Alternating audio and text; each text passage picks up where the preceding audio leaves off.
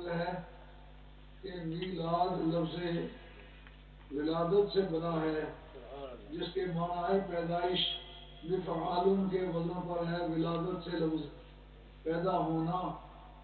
تو اس سے مراد انبیاء و مرسلین کے جو دن منائے جاتے ہیں ان کی ولادت کے موقع پر ان کا نام رکھا جاتا ہے میلاد النبی۔ ہمارے دین میں سرکار کا میلاد منایا جاتا ہے، اس کا نام میلاد النبی رکھا جاتا ہے۔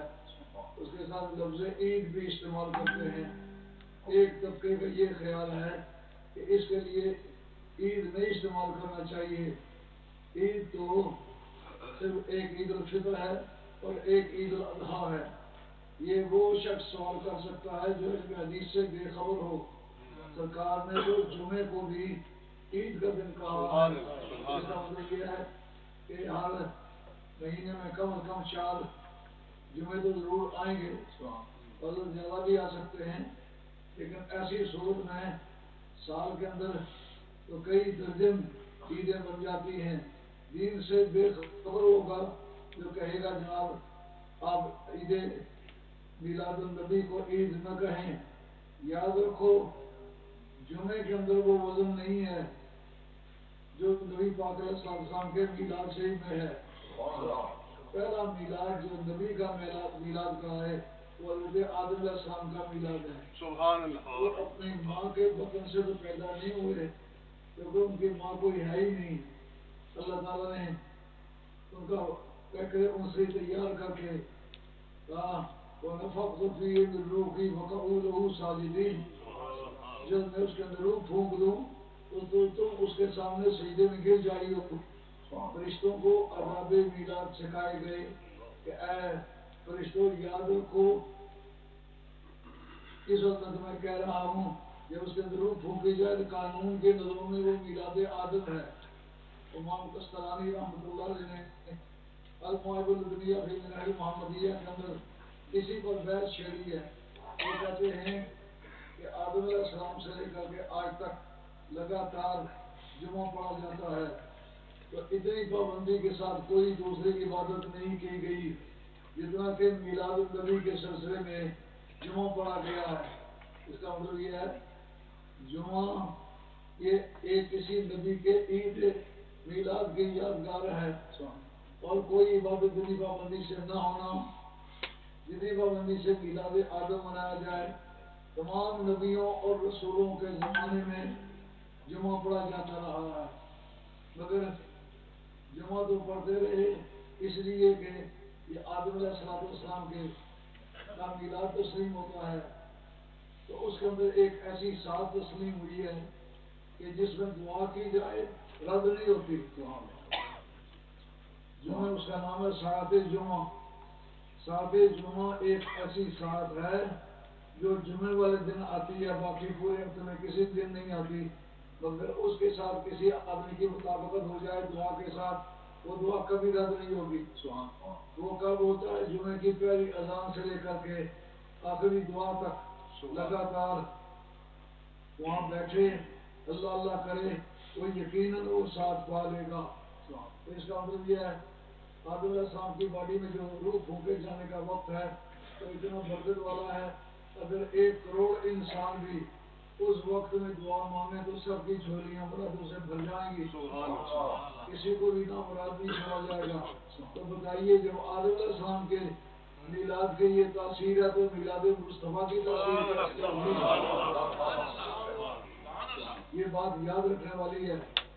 آدم علیہ السلام کا جو میلاد ہوا ہے اس میں فالتو عبادت مقرر ہوئی ہے۔ معترض کا اعتراض ہے کہ یار اگر یہ بھی سرکار کا میلاد بھی ویسا ہی برکت والا ہوتا جیسا آدم علیہ السلام کا میلاد برکت والا ہے تو اس میں کوئی فالتو عبادت مقرر ہوتی جس سے ہم یہ سمجھ سکتے کہ یہ برکت زیادہ برکت والا دن ہے۔ مگر یاد رکھیں آدم علیہ السلام کے میلاد میں اور سرکار کے میلاد میں یہ فرق ہے۔ اس دن ایک عبادت مقرر کی گئی آدم علیہ السلام کے میلاد سے وہ شخص استفادہ کرے جو جمعہ پڑھے۔ وہ ساتھ جمعہ اس کے لیے کارآمد ہے کہ جو جمعہ پڑھے اور دعا کرے۔ دعا مانگے. آدم علیہ السلام کے میلاد کے موقع پر فاضل عبادت مقرر کی گئی کہ جنہیں ذاکرین فاکرین عبادت گزار ہیں وہ استفادہ کریں. سرکار کی باری آئی، سرکار کے میلاد کے موقع پر کوئی فالتو عبادت مقرر نہیں کی گئی. اس کا مطلب یہ ہے یہ رحمت العالمین کے میلاد کا وقت ہے، اس میں نافل بھی فائدہ اٹھائیں، ذاکر بھی فائدہ اٹھائیں. آدم علیہ السلام کے میلاد سے وہ شخص استفادہ کرے جو آدمی ذکر فکر کرنے والا، اللہ اللہ کرنے والا ہے. اچھا، اب یہ سوچنا ہے کہ میلاد آدم کے موقع پر جمعہ پڑھا گیا، خطبہ کس کا پڑھا جاتا ہے؟ خطبہ سرکار کا پڑھا جاتا ہے. اس سے کیا مراد ہے؟ اس سے کیا مراد ہے؟ اس سے مراد یہ ہے کہ حضرت آدم علیہ السلام کی جو حکومت ہے وہ ایکسیڈنگ اسٹیٹ ہے. ایکسیڈنگ اسٹیٹ کی یہ عادت ہے کہ کچھ نہ کچھ نشانی ایسی ہوتی ہے جو مرکزی حکومت کی نشاندہی کرتی ہے. جیسا کہ آپ دیکھتے ہیں کہ اس وقت آزاد کشمیر ایکسیڈنگ اسٹیٹ ہے پاکستان کی، اس کے اندر اسٹیمپ جو ہے وہ پاکستان کی چلتی ہے، نوٹ پاکستان کا چلتا ہے. جو سرکاری دستاویزات ہیں وہ ان اسٹیمپوں پر لکھے جاتے ہیں جس پر پاکستان کی یہ مور لگی ہوئی ہے. اس کا مطلب یہ ہے کہ آدم علیہ السلام کے ہاں جو عبادت کی گئی اس کا خطبہ جو مقرر ہوا وہ مدینے والی سرکار کے نام کا ہوا. حکومت کسی کی ہو، ملک کسی کا ہو، لیکن سب میں بالا دستی محبوب کبریا کی ہے، اس لیے خطبہ سرکاری دو عالم السلام کا پڑا جائے گا. اے آدم، اب ہم تمہیں تاکید کرتے ہیں کہ تیری حکومت چلے گی، تیری نبوت چلے گی، تیرے سامنے فرشتے سجدہ کریں گے، مگر تمہیں یاد رکھنا ہوگا کلمہ کا کس کا پڑھنا ہوگا. میرے یاد کو تم نے ریکگنائز کرنا ہے، کلمہ میرے محبوب کا پڑھنا ہے. 1,24,000 سے کم و بیش انبیاء و مرسلین دنیا میں آئے، ہر ایک نے اپنی امت سے کہا کہ تم محبوب کبریا کا کلمہ پڑھو. اخذ اللہ میثاق النبیین لما آتیتکم من کتاب و حکمۃ ثم جاءکم رسول مصدق لما معکم لتؤمنن بہ ولتنصرنہ قال اقررتم واخذتم ذلک علی ذلک اصری قالوا وکفرنا قال فاشهدوا وانا معکم من الشاہدین. اے پیارے وہ وقت یاد کر، یہ اس سے کہا جاتا ہے جو اس وقت کا عینی گواہ ہو، اپنے آنکھوں سے وہ منظر دیکھا ہوا ہو. معلوم ہے جو نبیوں سے اللہ نے یہ عہد لیا، اس سرکار کی ذات قدسیت صدارت اور جلوہ افروز تھی، یہ منظر اپنی آنکھوں سے دیکھ رہی تھی. سب نبیوں کی ڈیوٹی لگی، ایک تو تم نے ایسا کرنا ہوگا، لتؤمنن بہ، اس پر ایمان لانا ہوگا. سارے نبی جو ہیں سرکار پر ایمان لانے کے پابند ہیں، جس طرح ہر امتی اپنے نبی پر ایمان لانے کا پابند ہے. سارے نبی سرکار کے امتی ہیں، مگر وہی ہیں جو گزر چکے ہیں، سرکار کے بعد آنے والا کوئی نبی نہیں ہے. ثم جاءکم کا معنی یہی ہے، جب تم سارے آ چکو گے تو پھر آئے گا یہ. ثم جاءکم رسول مصدق لما معکم، اس پر مفسرین اکرام نے لکھا ہے ہر نبی اپنے امتیوں سے کلمہ پڑھاتا رہا کہ میرا کلمہ پڑھو، لا الہ الا اللہ آدم صفی اللہ، لا الہ الا اللہ نوح نجی اللہ، لا الہ الا اللہ ابراہیم خلیل اللہ، لا الہ الا اللہ موسیٰ کریم اللہ، لا الہ الا اللہ عیسیٰ روح اللہ. سوال یہ پیدا ہوتا ہے کہ نبی تو کس کا کلمہ پڑھتا ہے؟ کہا تم سارے میرا کلمہ پڑھو اور میں اپنے نبی کا کلمہ پڑھتا ہوں جس کو میں نبی مانتا ہوں. لا الہ الا اللہ محمد رسول اللہ. اس کے مطابق اے آدم تو ساری امت سے اپنا کلمہ پڑھوا، لیکن خود میرے یار کا کلمہ پڑھنا ہوگا. اور فرق ہے کہ تیرے سامنے فرشتے سجدہ کریں گے، لیکن ان کے ساتھ میں مختلف قسم کا سلوک کروں گا. ان اللہ و ملائکتہ یصلون علی النبی، اس کو غور کرو. امر یہ ہے کہ فرشتوں کو کہا سجدہ کرو، لیکن یہ کب کہا کہ جب ان کی تیاری ہو رہی تھی تو رب کریم نے کہا انی جاعل فی الارض خلیفہ، میں زمین میں اپنا خلیفہ بنانے والا ہوں. ان کا اتجعل فیہا من یفسد فیہا ویسفک الدماء. اے مولا کریم تو اس کو بنانے لگا جو بڑا خون ریز ہوگا, بڑا ہتاک و بے پاک ہوگا, اور نغموں میں سب کو بخم دے گا. ہم تیری تسبیح و تعلیل کرتے ہیں, ہماری موجودگی میں اس کی ضرورت کیا ہے؟ تو انہوں نے اپنی برتری جتائی کہ ہم اس سے بہتر ہیں, کبھی گناہ نہیں کرتے, تیری نافرمانی کبھی نہیں کرتے, صبح و شام تسبیح و تعلیل ہماری زندگی ہے. وہ فساد بھی کرے گا, خون ریزی بھی کرے گا. پہلی بات تو یہ ہے کہ ان سے پوچھا جائے فرشتوں تمہیں کیا پتا ہے, یہ تو کل کی بات ہے. دور حضرت کا دانشور کہتا ہے نبی کو کل کا پتا نہیں, کل کا پتا نہیں, اللہ کا خاصہ ہے. بتاؤ فرشتے اللہ ہے؟ فرشتے اللہ کی مخلوق ہے. ان کو یہ پتا ہے کہ وہ انسان فسادی ہوگا, فساد کرے گا, مگر آپ نے ان کی وجہ سے کینسل نہیں کیا. لیکن ان کو سجدے کا حکم دینے کا مطلب یہ ہوگا عتاب ہے کہ جس کے اندر تم عیب نکالتے تھے اس کے سامنے سجدہ ریز ہو جاؤ. لیکن وہ سجدہ شروع کب ہوا؟ اللہ کی مرضی سے شروع ہوا. ختم کب ہوا؟ اللہ کی مرضی سے ختم ہوا. لیکن سجدہ ہوا کیوں؟ فقط سجدہ آدم علیہ السلام لأجل نور محمد صلی اللہ علیہ وسلم. فرشتوں سے سجدہ اس لیے کروایا گیا کہ ان کی پیشانی میں حضرت نبی کریم الرحیم نبی کبریا صلی اللہ علیہ وآلہ وسلم کا نور مبارک ان کی پیشانی میں چمک رہا تھا. نور مصطفیٰ کی وجہ سے ان کو ان سے سجدہ کروایا گیا. لیکن جو کہا ان اللہ و ملائکتہ یصلون علی النبی, اللہ فرشتے درود پڑھتے ہیں, صلوات بھیجتے ہیں رسول کریم علیہ السلام پر. لیکن اللہ اور اس کا فرشتے رسول پر درود بھیجتے ہیں. درود کا ترجمہ کیا ہوگا؟ صلوات کا معنی درود, درود فارسی زبان کا لفظ ہے, صلوات عربی زبان کا لفظ ہے. اس کا ترجمہ کرنے کی ضرورت ہے. اس کا ترجمہ کیا ہے؟ اس کا ترجمہ صاحب رشیدیہ نے لکھا ہے. یہ الفاظ در جاتے ہی اے لائے ذکر ہی کہ دنیا اور تشریح ہی فی امت ہی یوم القیامہ. مولا کریم ہم تیری بارگاہ میں فریاد کرتے ہیں کہ اس محبوب کے ذکر فکر کی دھوم مچا دے کائنات.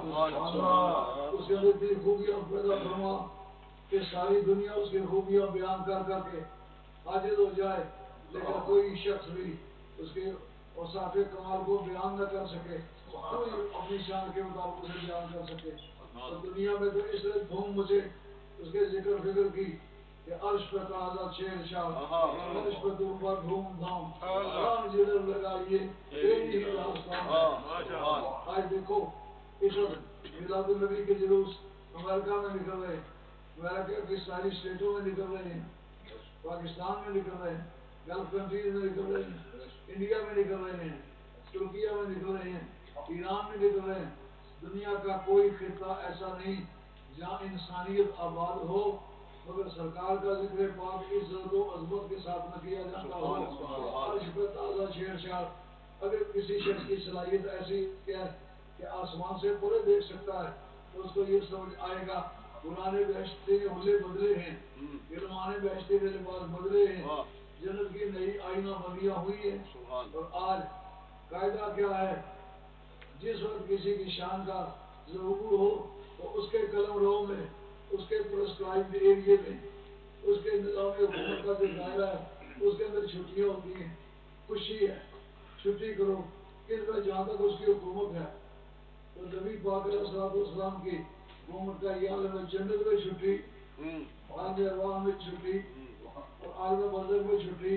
کافروں کو جو سزا ہو رہی ہے, مشرکوں کو جو سزا ہو رہی ہے, کہا چھٹی دے دو.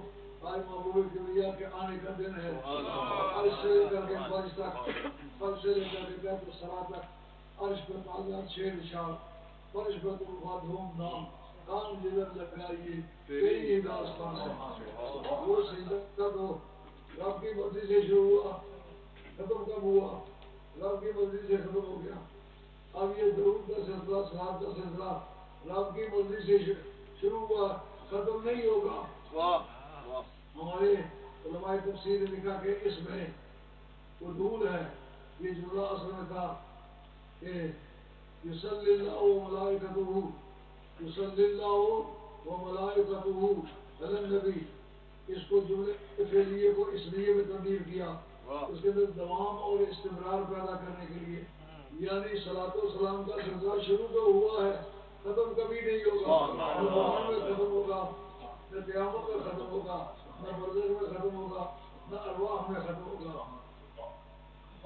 تب جب وہ سلسلہ چل نکلا تو اتنی پابندی اور کسی عبادت میں نہ ہوئی. نبی کریم علیہ السلام کی ذات و برکات کا جو میلاد اس کی شان نرالی ہے. علم عقیدہ کا یہ مسلمہ مسئلہ ہے کہ حالت کفر میں کوئی عبادت قابل قبول نہیں، کوئی نیکی قابل قبول نہیں، کسی نیکی کا بدلہ نہیں ملے گا. وہ میلاد مصطفیٰ تجھ پر قربان سبحان اللہ کہ جو لونڈی تھی صحبہ نام سے ابو لہب کی عین ولادت کے وقت موجود ہے. وہ 4 خواتین تھیں، جناب ام ایمن، جناب مائی شفا اور ایک صحبہ اور ایک اور خاتون. یہ 4 خاتونیں وہاں موجود تھیں اور جن کا دودھ سرکار نے پیا ہے ان میں سے ایک صحبہ بھی ہے. تو صحبہ نے جا کر بتایا کہ ابو لہب میں تمہارے لیے خوشخبری لائی ہوں. کہ کیا خوشخبری ہے؟ کہا تمہارے مرحوم بھائی کے ہاں ایک صاحبزادہ پیدا ہوا ہے، لیکن نہ پوچھ کے وہ کیسا ہے. وہ کمال حسن حضور ہے، یہ گمان نفس جہان ہے، یہ پور خال سے دور ہے، یہ شمع ہے کہ دھواں ہے. ایسا حسین زندگی میں نے کبھی دیکھا نہیں. اس کے حسن کی دھوم چاروں طرف مچ رہی ہے، روشنی ہی روشنی ہے. اندر دیکھے تو بھی روشنی، باہر دیکھے تو بھی روشنی. اس نے ابو لہب نے ایسا کیا، انگلی اٹھائی، سوموار کا دن تھا، انگلی اٹھائی اور یہ کہہ دیا جا تو آزاد ہے. اس لیے کہ میرے بھتیجے کی خوشخبری لائی.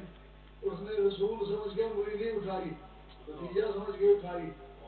تو حضرت امام بخاری جیسا دشوار پسند آدمی جو بال کی کھال نکالنے والا ہے اور بات بات پر لمبی چوڑی تحقیق کرنے والا بندہ ہے، اس نے یہ حدیث روایت کی ہے. حرمت علیکم امہاتکم اللاتی ارضعنکم. اس کے تحت لکھا ہے کتاب تفسیر کے اندر کہ تم پر وہ مائیں حرام کر دی گئی ہیں جنہوں نے تمہیں دودھ پلایا ہے. دودھ پلانے والیوں میں ایک صحبہ بھی تھی. اب جناب کہتے ہیں کہ دیکھا گیا ابو لہب کو عالم خواب میں. دیکھنے والے کون تھے؟ حضرت عباس تھے. حضرت عباس کے بارے میں یہ تحقیق نہیں ہے کہ وہ ان دنوں مسلمان تھے کہ نہیں. حالانکہ بدر کی جنگ میں یہ گرفتار ہوئے تو اس وقت لوگ کہتے ہیں کہ اندرونی طور پر یہ مسلمان تھے، لیکن برادری کی رواداری کی وجہ سے یہ ان کے ساتھ لڑنے کے لیے چلے گئے. اور انہوں نے سرکار کی بارگاہ میں جو یہ فیصلہ ہوا جن کے پاس پیسے ہیں وہ پیسے دیں اور آزاد ہو جائے، اور جن کے پاس پیسے نہیں ہے وہ میرے صحابہ میں سے 10 صحابہ کو پڑھنا لکھنا سکھا دے. یار جو پڑھنا لکھنا جانتے نہیں ہیں اسے ابھی معلوم سرکار پر ایمان لانا علم کی کمی کو پورا کرتا ہے. کر کے علامے اور ڈاکٹر ایک طرف رکھیں. نبی پاک علیہ السلام کے وہ صحابی جن کو اسٹوڈنٹ بنایا گیا اور کافر استاد بنائے گئے، اب لڑائیوں میں آتے ہوئے تو جوتا پرشاد کرتے ہوئے. اس سے کیا مطلب نکلا؟ اس سے مطلب نکلا کہ اگر استاد اللہ والا ہو اس کی مزاحمت حرام ہے، اور اگر منکر مصطفیٰ ہو، منکر مرتضیٰ ہو، منکر آل بیت ہو تو اس کو جوتا پرشاد کرنے میں کوئی مذاق نہیں. یہ ان لوگوں نے وہاں آ کر کے اپنے حالات بیان کیے.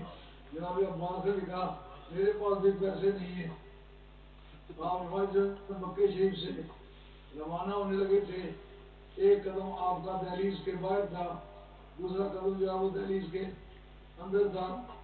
تو آپ نے بیالیے سے کہا فلاں کونے میں اتنے پیسے مدفون ہیں، اگر میں مارا جاؤں تو وہاں سے پیسے نکال لینا اور اپنا کام چلا لینا، وہ پیسے ہیں کہ نہیں ہیں؟ عباس کہتے ہیں میں پہلے بھی دلی ضرور مانتا تھا، لیکن آج مجھے بہت اچھی تسلی ہو گئی، میں سمجھ گیا کہ اللہ کا رسول ہے، اس لیے کہ یہ بیٹھا ہوا ہے مدینہ طیبہ میں، اس کو خبر ہے مکہ شریف کی، جو میرے اور میرے ایریا کے درمیان کنسیشن میں یہ ڈائلاگ ہوا ہے، اس کو یہ اچھی طرح جانتا ہے، اس کا پتہ چلا علم غیب نبی کی نبوت کی بڑی واضح شہادت ہوتی ہے، جو نبی کی نبوت کا قائل ہے اور غیب کا منکر ہے، اس کا مطلب یہ ہے کہ نبوت کا وہ قائل ہے اور نبوت کی دلیل کا وہ منکر ہے، دلیل کے منکر کو دعوے کا منکر تسلیم کیا جایا کرتا ہے۔ تو انہوں نے خواب میں دیکھا، کیونکہ ہوا کیا تھا، جس وقت وہ جانے لگے تھے بدر کی جنگ میں، تو اس وقت ابو جہل بھی اور امیہ بن خلف بھی، یہ دونوں مکے کے نمبردار تھے۔ ابو جہل نے اس کو کہا کہ چلنا ہے، لیکن چند دن پہلے کی بات ہے، حضرت سعد وہاں گئے تھے، ان کی یاری تھی امیہ بن خلف کے ساتھ، اس کے پاس جا کے ٹھہرے اور ایک دن دوپہر کی دھوپ میں طواف کرنے کے لیے گئے، راستے میں اتفاق سے ابو جہل سے ملاقات ہو گئی، تو ان کے کپڑے، ان کے ساخت، ان کی بناوٹ دیکھ کے وہ کہتے ہیں کہ یہ سردی ہے، امیہ بن خلف نے کہا ہاں یہ سردی ہے، اس نے کہا اگر یہ تیری پناہ میں نہ ہوتا تو میں اس کو قتل کر دیتا۔ حضرت صاحب یہ بات سن کے جوش میں آ گئے، ان کا جانتے ہو میں نے کلمہ کس کا پڑھا ہوا ہے، میں دبنے والا نہیں ہوں، حالانکہ یالو والا یولا، حق غالب آنے والی طاقت کا نام ہے، مغلوب ہونے والی طاقت کا نام نہیں ہے، اگر تم یہاں سے ہمیں روکو گے نا تو میں اس سے زیادہ سخت جگہ سے تمہیں روک لوں گا۔ یعنی ان کا راستہ پڑتا تھا مدینہ شریف کے قریب سے گزر کے شام جاتے تھے، ان کی تجارت کا بڑا مرکز جو تھا وہ شام تھا، شام جاتے تو ان کا گزارا چلتا تھا، شام نہ جائیں تو گزارا چلنے کا کوئی صورت نہیں تھی۔ اس وقت واپس آئے تو امیہ بن خلف کہنے لگا تم اس وادی کے سردار کو گستاخی سے باتیں کی ہیں، تو یہ اچھا نہیں کیا۔ یہ بات جب کہی گئی تو اس وقت حضرت صاحب نے کہا میں تمہیں بتاتا ہوں کہ قریب ایک جنگ ہونے والی ہے، اس جنگ میں تو مسلمانوں کے ہاتھ سے قتل کیا جائے گا۔ یار جب یہ بات کہی وہ دبک گیا، حضرت صاحب نے اپنے دوست کافر سے جس کا نام امیہ بن خلف تھا کہ عنقریب مسلمانوں اور کافروں یعنی ہمارے اور تمہارے درمیان ایک جنگ ہونے والی ہے جس میں تو مارا جائے گا۔ اس نے کہا یہ کس نے کہا؟ کہا سرکار نے کہا۔ اس نے یہ نہیں کہا کہ ممکن ویسے کہا ہو، اس کا مطلب یہ ہوا کہ کافر کافر ہو کے یہ جانتا تھا کہ جو بات منہ سے تمہارے نکلی وہ بات ہو کے رہی، یہ شب وہ بات ہو کے رہی، اس بات میں ہونا ہی ہونا ہے جس کا ذکر سرکار نے کیا، اور یہ بخاری کا متن ہے، کسی معمولی کتاب کا ذکر نہیں ہے۔ جنہوں یہ بدر کی جنگ چھیڑنے والی ہے، بدر کے لیے تیار ہوئے نکلنے والے ہیں، ابو جہل آیا، اس نے کہا امیہ بن خلف چل چلیں، اس نے کہا میں نہیں جا سکتا، میں تمہیں اپنی جگہ 2 اونٹ دے دیتا ہوں اور ایک شاہسوار بھی دے دیتا ہوں اور اپنے حصے کا خرچہ بھی دے دیتا ہوں، لیکن میں جاتا نہیں ہوں۔ میں نے کہا اگر تو نہ جائے پھر میں کدھر جاؤں گا، اگر میں اور تو دونوں نہ جائیں تو مکے سے کون جائے گا؟ یہ بات تو ہمارے لیے شکست کی دلیل بنے گی۔ انہوں نے کہا کیوں نہیں جائے گا؟ انہوں نے کہا اس لیے نہیں جاؤں گا کہ محبوب کبریا صلی اللہ علیہ وسلم کی زبان کی اطلاع مجھے ملی ہے، راوی بڑا پکا ہے، اس نے مجھے بتایا کہ عنقریب ہمارے اور آل مدینہ کے درمیان جنگ ہوگی، اس میں مارا جاؤں گا۔ ابو جہل کافر ہو کر، منکر ہو کر، دشمن ہو کر اور پکا زٹیل قسم کا سیاہ قلب ہو کر اس نے یہ نہیں کہا، اس نے ممکن ویسے ہی کہا، 2 کافر ہو کر اس بات پر متفق ہو گئے کہ اگر انہوں نے بات یہ کہی ہے کیا ثابت ہوا؟ دور حضرت کا دانشور کہتا ہے نبی کو غیب کا پتہ نہیں، نبی کو یہ پتہ نہیں کون کب مرے گا، کہاں مرے گا۔ بتاؤ یہ کون مرے گا، کب مرے گا، کیسے مرے گا، اس کی اطلاع ہے کہ نہیں؟ یہ تو دو کافر گواہ ہیں، دونوں نے اعتراض نہیں کیا، اس کا مطلب خاموشی کی زبان سے انہوں نے تسلیم کر لیا کہ ہم یہ بات مانتے ہیں کہ محبوب کبریا کی زبان سے جو بات نکلی ہے وہ ہو کے رہا اس ہے، تو سچائی پر مبنی ہے۔ آپ اتنی بات کہنے سے اس کو تیار ہونا پڑا، گئے اور واقعی وہ مارا گیا، لیکن اتنی بات ثابت ہو گئی کہ ابو لہب کو اس وقت نے ایکٹنگ پریزیڈنٹ بنایا۔ یہ صحابہ کے نام پر یہ قصہ چلا ہے، ابو لہب کو انہوں نے ایکٹنگ پریزیڈنٹ بنایا۔ یہ جو اس وقت دوڑا دوڑی لگی ہوئی ہے نا کہ لوگ مسجدوں کی صدارت کے لیے اور باریاں لگا دیتے ہیں اور مسجدوں کے امام بننے کے لیے بیگموں کو استعمال کرتے ہیں، بھیجتے جاؤ فلاں صدر اس کے پاس چلے جاؤ، اس کو کسی طرح راضی کرو۔ یہ بے غیرتی جو ہے یہ مذہبی پیشواؤں کے لائق نہیں ہے، یہ اپنے آنکھوں سے آپ دیکھ رہے ہیں۔ اگر وہ اپنے آپ کو مذہبی پیشوا سمجھتا ہے یا مذہبی پیشواؤں کے اولاد میں سے ہوتا ہے تو اس کو غیرت سے کام لینا چاہیے۔ اس طرح کے ذکیر کام جو ہیں یہ کفار کا حصہ، مومنوں کا حصہ نہیں۔ اس کو ایکٹنگ پریزیڈنٹ بنایا، وہ اس نشے میں تھا۔ اب جس وقت کے بدر کی جنگ میں شکست ہو گئی تو ہماری سیرت کی کتابوں نے لکھا عرب لوگ جب اس طرح کا کوئی خوفناک حادثہ کسی جماعت کو کسی میدان میں پیش آئے تو اس وقت جس اونٹنی پر سوار ہوتے تھے اس کے کان بھی کاٹ دیتے تھے، دم بھی کاٹ دیتے تھے تاکہ لوگ دیکھتے ہی یہ سمجھ جائیں کوئی ناخوشگوار واقعہ پیش آیا ہے۔ جو قاصد آیا جس نے آ کر کے مدینہ مکہ شریف میں یہ اطلاعات ہم پہنچائی، اس نے شور مچایا کہ ہم مارے گئے، کہ مسلمانوں نے کفار مکہ کو گاجر مولی کی طرح کاٹ کے پھینک دیا ہے، تباہ و برباد کر دیا۔ 313 نے 970 کو شکست دی ہے، 70 مارے گئے اور 70 آدمی گرفتار ہو گئے، اور ہم حیران تھے کہ یہ اتنا بڑا کام کس نے ہوا ہے۔ تو اس وقت حضرت ابو رافع رضی اللہ تعالیٰ عنہ ایک بزرگ گزرے تابعین میں سے، جو صحابہ میں سے جنہوں نے صحابہ کا حضور کا دور دیکھا تھا، وہ اٹھ کے چھلانگیں لگانے لگے۔ یہ حضرت عباس کے ملازم تھے، وہ خوشی منانے لگے کہ اسلام جیت گیا ہے اور کافروں کو شکست ہوئی ہے۔ اس وقت کافروں کو برا لگا، اس وقت ابو لہب نے ایسا کیا، لے کر کے لاٹھی وہاں بلے پڑے ہوئے تھے مارے، لیکن ان کا کچھ نہ بگڑا۔ حضرت عمر فضل بن الحارث جو حضرت عباس کی اہلیہ تھی، انہوں نے کہا ہم نے ان کا کلمہ نہیں پڑھا ہوا نا، نتیجہ تو مانا ہوا ہے نا۔ ان کو برا بلا کہتا ہے، لے کر کے وہی لاٹھی لے کر کے ایک لگائی ابو لہب کو، اس سے وہ بری طرح زخمی ہو گیا۔ 22 دن کے بعد اسی لاٹھی کی ضرب سے وہ مر گیا۔ اس کا مطلب بدر کی جنگ کے 22 دن بعد وہ مرا ہے۔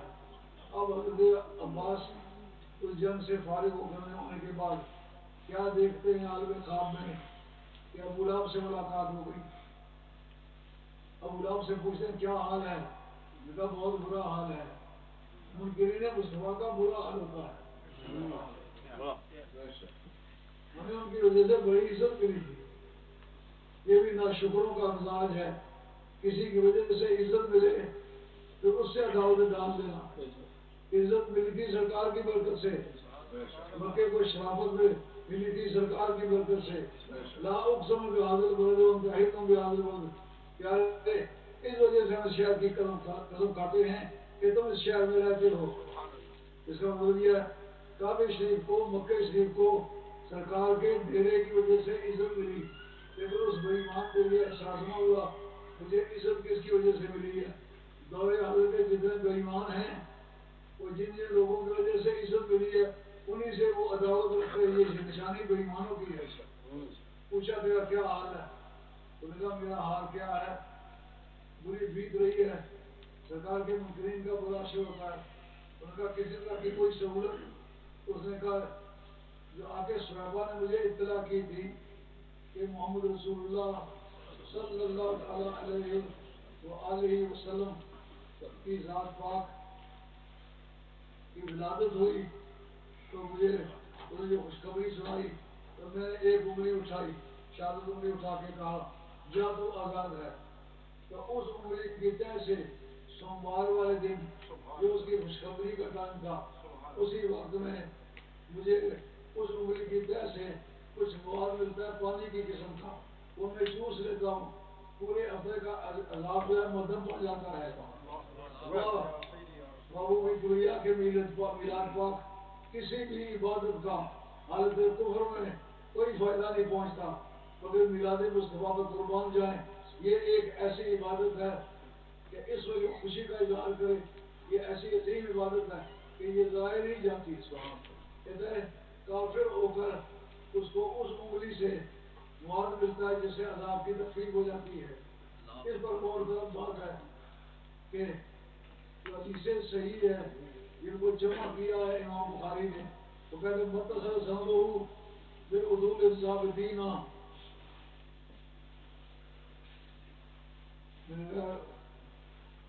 بالعدول الثابتین بلا خلاف ولا الا بلا شذوذ ولا الا، کہتے ہیں کہ حدیث صحیح وہ ہوتی ہے کہ جس میں راوی کی مربیانوں سے ملاقات ہوئی ہو، سلسلہ متصل ہو اور روایت کرنے والا بھی عادل ہو، اس کا دین بھی ٹھیک ہو، ایمان بھی ٹھیک ہو، عمل بھی ٹھیک ہو، اس سے جو حدیث لیتا ہے اس آدمی کا عقیدہ بھی ٹھیک ہو، عمل بھی ٹھیک ہو، اخلاق بھی ٹھیک ہو، اور یاد بھی ضبط و عدالت، ضبط کہتے ہیں حافظے کو، عدالت کہتے ہیں علمی طور پر اخلاقی طور پر اس کا دین بھی ٹھیک ہو، عقیدہ بھی ٹھیک ہو، عمل بھی ٹھیک ہو، بغیر شذوذ ولا الا۔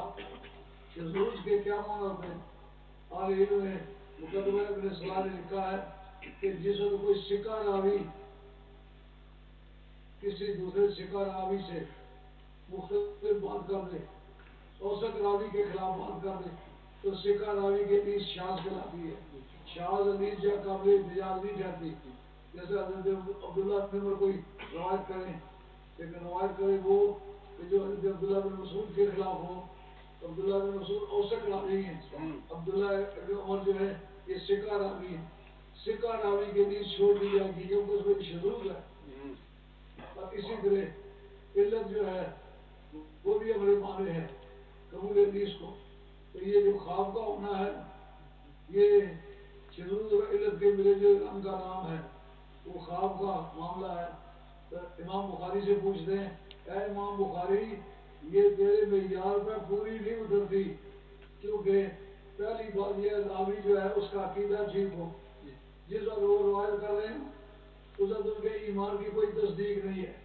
حضرت عباس نے خواب میں دیکھا بھی خواب میں، تو خواب میں دیکھنے کی سبب کیا ہوگی؟ خواب بھی بات ایسی ہے کہ روایت کو کمزور کرتی ہے۔ جنہوں نے روایت کی ہے ان کا نام حضرت عباس، حضرت عباس کے مومن ہونے کا بھی اس وقت تک کوئی یقین نہیں ہے جب راوی بھی مسلمان نہ ہو، مرویان جس سے روایت لی ہے وہ ابو لہب ہے، مرویان جو ہے وہ کافر ہے، اور جو روایت کرتا ہے وہ مشکوک ہے۔ معاملہ عالم خواب کا ہے۔ اے امام بخاری میں آپ سے درخواست کرتا ہوں کہ آپ اتنی کمزور بات کو بخاری میں درج کیوں کیا ہے؟ امام بخاری نے بتایا کہ جس وقت کوئی بات سرکار کی شان میں جائے تو کافر بھی بات کرے تو مان لو، اور سرکار کی شان کے خلاف بات جائے تو مولوی صاحب بھی کہیں لاکھ لاکھ شان کے خلاف بات کرنے کا کسی شخص کو حق حاصل نہیں۔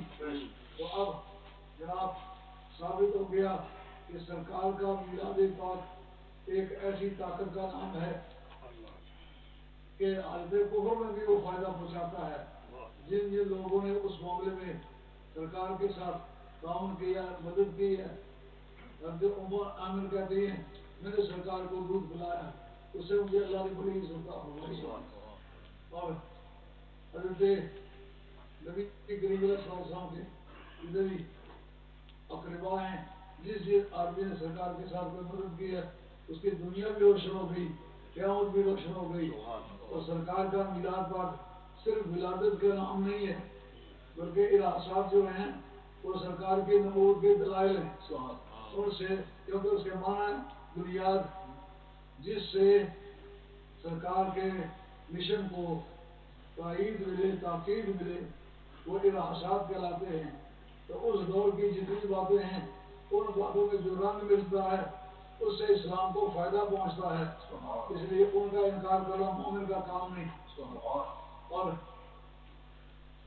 سرکار کے اصول میں، فروع میں، آپ کے آباء و اجداد میں، آپ کے اہل و عیال میں عیب تلاش کرنا مومنوں کا کام نہیں ہے.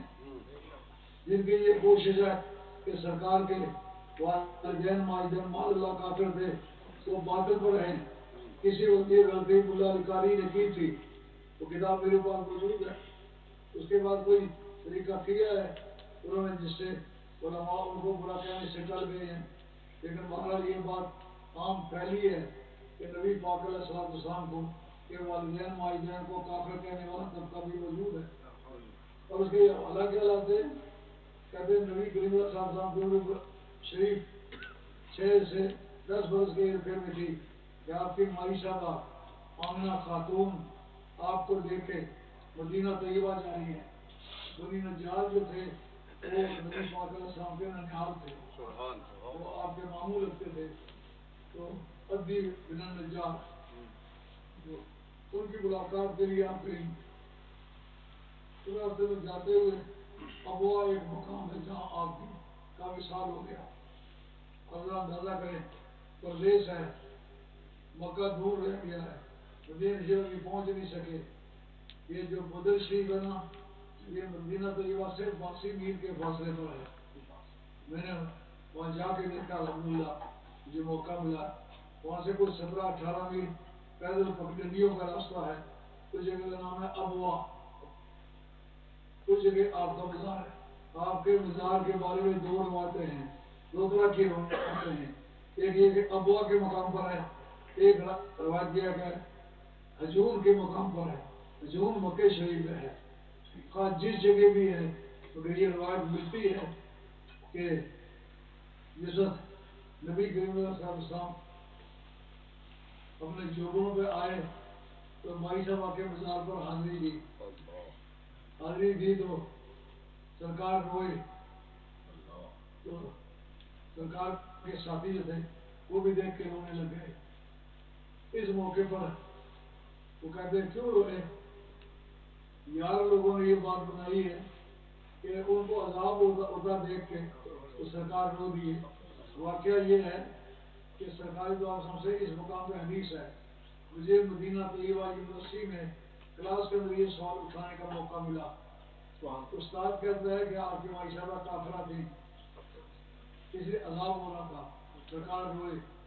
میں نے کہا اس جگہ حدیث جو ہے وہ یہ کہتے ہیں میں نے اللہ تعالیٰ سے اجازت چاہیے کہ میں اپنی مائی صاحبہ کے مزار کی زیارت کروں. اجازت مل گئی. اب جب اجازت مل گئی ہم سمجھنے پر مجبور ہیں. کافر کی قبر کی اجازت ہو ملنے کا کوئی سوال نہیں. فلا تصلی علی احد منهم مات ابدا ولا تقم على قبره انهم كفروا بالله ورسوله وماتوا وهم فاسقون. رب نے کہا کہ اس کے بعد کسی کافر کا جنازہ بھی نہیں پڑھ سکتے ہو اور کسی کافر کی قبر کی زیارت بھی نہیں کر سکتے ہو. انہوں نے کفر کیا اور عبد الفسق میں انہوں نے موت قبول کی ہے. تو اس سے ثابت ہوا اگر وہ کافرہ ہوتی تو زیارت کی اجازت مل گئی. ثابت ہوا کہ مومن تھی. رہ جاتی ہے بات کہ سرکار کوئی رونے سے یہ نتیجہ حاصل کرنا کہ وہ کافرہ تھی عذاب ہو رہا تھا. نہیں، یہ جھوٹ ہے. اس لیے کہ نبی کریم علیہ السلام جدائی کی وجہ سے یہ مدتیں بیتی ہیں. مائی صاحبہ کی جدائی پیش آئی ہے اور بچھوڑا پیش آیا ہے. بھائی صاحب کے فراق میں روئے. نہیں تو جاتے وقت اجازت مانگی تھی زیارت کی اجازت نہ ہوتی. اور ہمارے علماء نے اس پر کتابیں لکھی ہیں کہ سرکار کے والدین کو دوبارہ زندہ کیا گیا اور دوبارہ زندہ کیے جا کر سرکار کا کلمہ پڑھا انہوں نے، سرکار کی امت میں شمار ہوئے، لیکن منکرین نے اس موقع پر بھی انکار کا جال بچھایا ہے۔ امام قرطبی کی کتاب تذکرہ، وہ کہتے ہیں کیوں ایسا کہتے ہو؟ کہتے ہیں مرنے کے بعد پھر کوئی عمل قابل قبول نہیں ہوتا۔ میں کہا مجھے یہ بتاؤ کہ عیسیٰ علیہ السلام جو مردوں کو زندہ کرتے تھے معجزے کے طور پر، وہ ان کا کلمہ پڑھتے تھے، وہ ان کی عمر میں شمار ہوتے گئے کہ نہیں؟